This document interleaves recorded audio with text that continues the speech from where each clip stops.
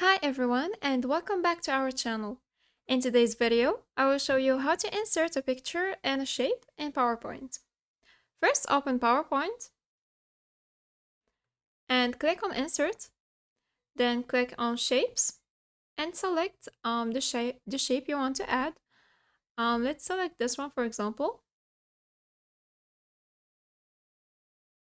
Now, right-click on it and click on Format Shape. Here you can choose the fill of your shape.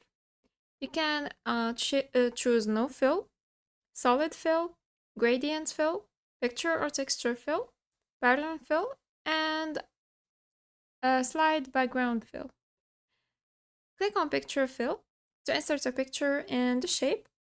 And here, click on File to upload a picture from your computer, or click on Online to select a picture online.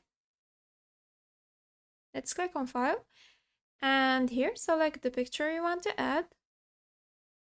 Let's select this one, for example. Click on it, and then click on Insert. Here you can change the transparency, the offset, and here in line, you can click on, you can select no line, or you can add a solid line or gradient line. Let's select no line. And here you can add effects. You can add a shadow. And here you can change the color of the shadow.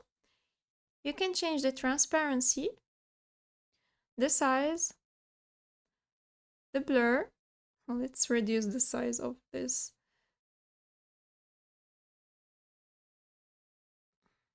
The blur, the angle, and the distance.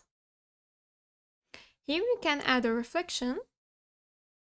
You can add glow, soft edges, 3D format, 3D rotation, or artistic effects.